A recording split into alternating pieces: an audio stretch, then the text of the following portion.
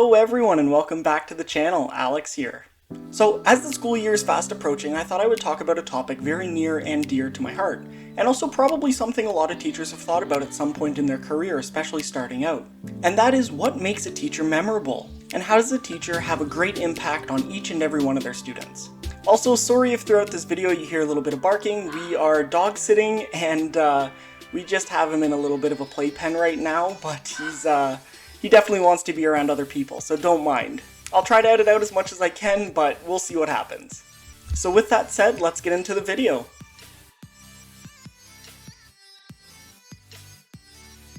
So from my point of view, there's two reasons why a teacher is memorable.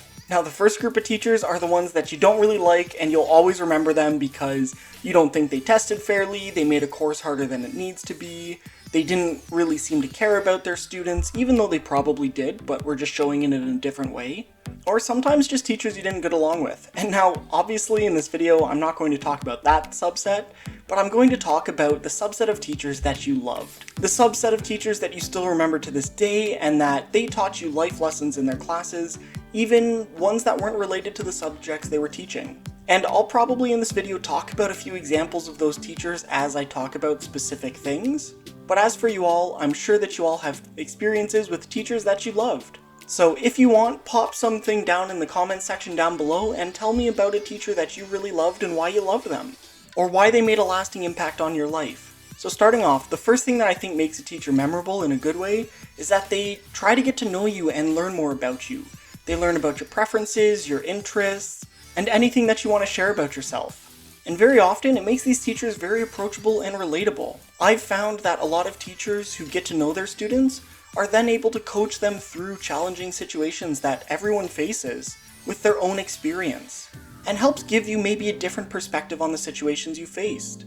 Really, it comes down to these teachers teaching you perseverance, and showing you that in the school environment, there's someone outside of your family who will listen to you and care about you and can give you advice that you trust. So at the very least, if you're a teacher who wants to be memorable to their students, you should focus on getting to know them inside and outside of the classroom. Now secondly, and this actually ties into my previous point, it's that good teachers try to teach from their own experiences. I always remember in high school I took a lot of business classes, and some of the most memorable teachers that I have were from that department. And what they did is, on top of teaching the curriculum, they also made things very relevant, and they tried to teach from their own experience in business. I always remember doing my first school presentation in high school in grade 9 business, and my teacher came up to us and said, "Look, if you want to feel good tomorrow, dress for success." And it's just a little thing, and I still remember that to this day. And anytime I'm doing a presentation, or even when I'm talking in front of this camera here, I'm always dressing up so that way I feel good about myself. I mean, on a daily basis, I don't always wear collared shirts or polos. I wear a lot of muscle shirts and baggy t-shirts and just comfortable clothes. But I'll always remember the lesson of dress for success, because not only does it make you feel good and gives you confidence, but it makes the people around you take you seriously. Now I think the third thing that makes a teacher memorable and inspirational is when they teach their course and have you learn through hands-on learning, inquiry-based learning, or project-based learning. I can remember so many of my teachers in high school spending the time to make these big, massive projects that were very open-ended, and staying away from standardized testing, which explicitly shows a teacher's inherent biases and limits a student's potential to learn or do well. For example, I know a lot of students who have test anxiety, or for a variety of reasons they just don't test well. They'll sit down in front of a paper and everything that they thought they knew is gone. However, when you give students the opportunity to apply their knowledge in ways that are meaningful and relevant to them, they will always remember that. I'll always remember in one chemistry course that I took, we were learning about different parts of the atom. And in order to help us learn this, he had us do a board game project.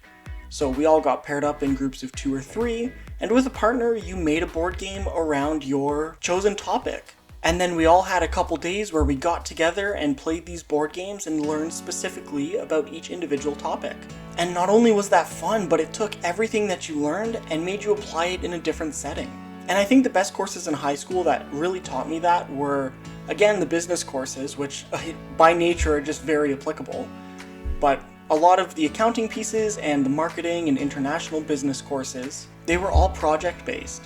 So for example, in marketing, my teacher assigned us to groups of 2 or 3, gave us an item, and told us we had to market it as a different product, or as a product that doesn't exist.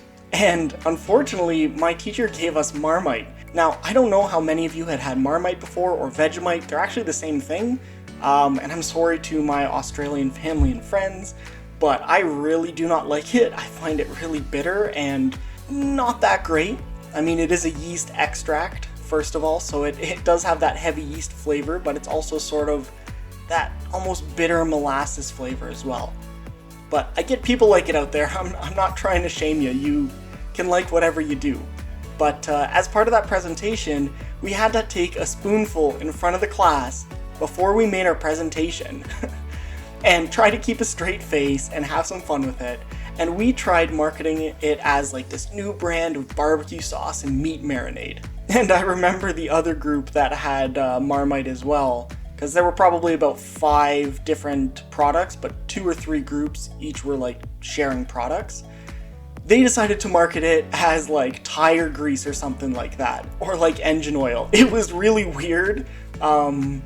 I just remember them eating it and being like, oh look, it's kid-friendly, safe, edible engine oil. Again, really fun, and I will always remember that project and that teacher. And where I'm trying to go with this is just the fact that teachers let you learn however you want, present however you want, synthesize the information however you want, and they give you an opportunity to teach something to the class. And I think you learn best when you have the opportunity to teach to someone else.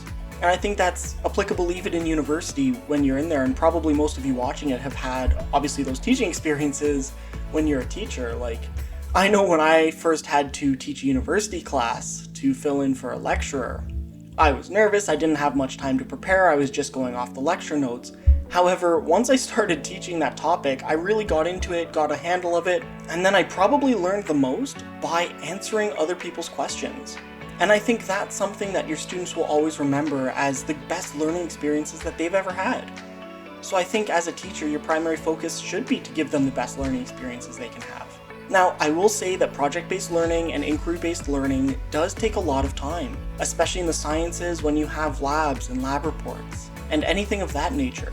So it's not something that you can necessarily do every single day, but it is something that students will learn the most by, and they won't feel restricted. Also, just as another bit of a side story on that, I will always remember one of my teachers. She was a math teacher, and she used to give us projects, but she would never give us an example of what she wanted, because she thought that by giving us an example, we would try to copy that, and that would limit our creativity and ability.